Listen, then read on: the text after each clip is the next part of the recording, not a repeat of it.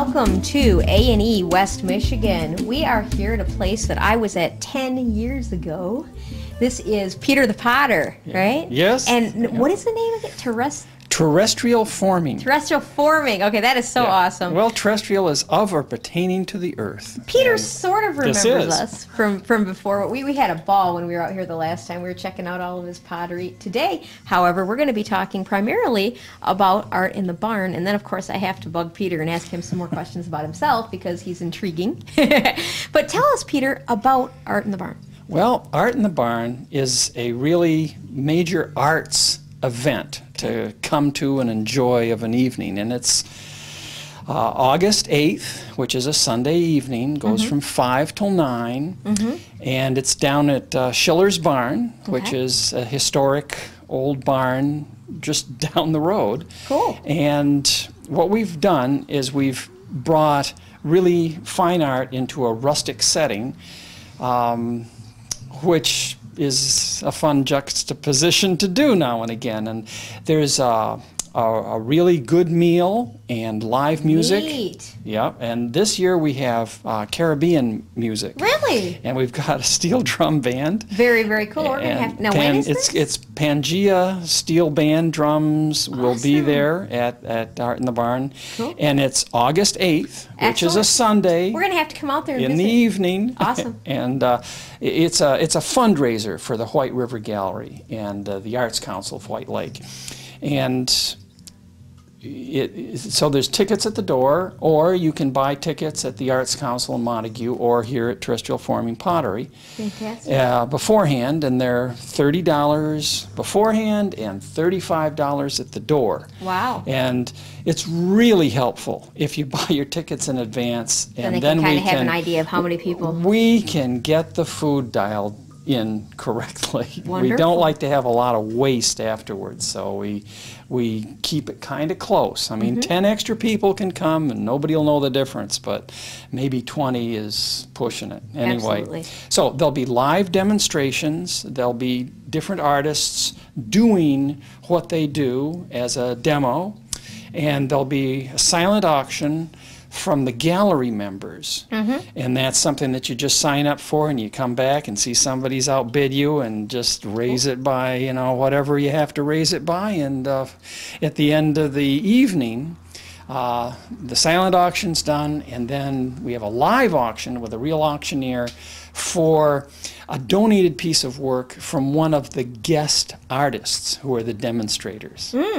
And all of this is with the great music and wonderful catered meal that's picnic style. We'll have a big tent and the places to eat and the music going on and the demos, and it's a really great event to come to. That's fantastic. Now, what kinds of art will be there? What, pottery, painting?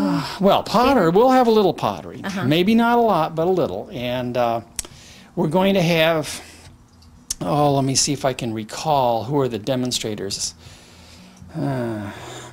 Well, I can't recall exactly. Okay. That's okay. But I know we're going to have watercolor, we're going to have oil painting, we're going to have jewelry. Very cool. I mean, really nice jewelry and a lot of fused glass. We've got some very talented fused glass people, and they're making from plates to really unique jewelry. Excellent. Yeah. That's excellent. And so really, it's going to be whatever you'd see in a good upscale gallery. Wow. It sounds like a great event. Like I said, we're going to have to come out there and check it out. Interview some artists and enjoy some music, interview the band. I'd like to take just a few minutes now to talk about you, because I've always been intrigued by you since our first interview. And in fact, I didn't do that interview. I was just on the side checking out the pottery. And my grandmother actually did that for our senior program. But what I'd like to know is, how long have you been into pottery? Tell me about the different types of art that you do. Okay. It really goes to how does an artist get to be an artist? Well, exactly. You go to high school and maybe you get an arts class and you see that there's other things to do in the world besides the usual jobs. And I went to college and it looked like I would be inventive. My math skills weren't real high, so I wasn't going to be an engineer, but I like to make things. And I gravitated towards sculpture And in a sculpture class, I came into contact with pottery, which was really a matter of seeing a medium. In other words, I saw, you know, you make sculpture out of bronze, you make it out of limestone, you make it out of plaster, you make it out of wood, and here was clay. And I started asking a couple of questions about clay, and one of the things that really appealed to me in college about 50 years ago was ecology was a newly coined word, but it made a lot of sense for people who studied American Indian culture, as I had previous to that. And it turns out that the Earth is a clay planet, which is unique in the solar system, in the universe. Of course, we don't have a lot of comparisons to make, but you know, they'll tell you about the gases that form the other planets and stars and things. But Earth is 75% of the Earth's crust is clay and clay materials. So we've got a plenitude of it. In other words, until we send it off in a spaceship, it doesn't leave the Earth. And we're not really changing it that much, in that the Earth can't change it back into clay again. In other words, it's one of those very strange, subtle things where you take clay, you get it red hot, like in a campfire, and you actually change the molecule. You break the bond of what makes clay, which ends up being water, silica, and alumina. And the water goes off, and it forms an aluminosilicate, and we know that is ceramic. Ceramic can't be made back into clay by people with our normal processes. But if you've, like the Earth, if you have 1 million or 2 years to play with, then the ceramic will actually be taken down into the Earth and redistributed back up as granite rock.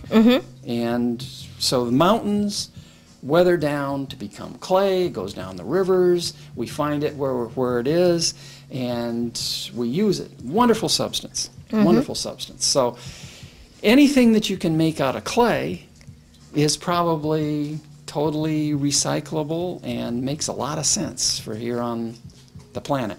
Exactly. So I got into it, and you know, it was one of those things where I started making things out of pottery, and I said, well, I'm just going to keep doing this until I find out I can't.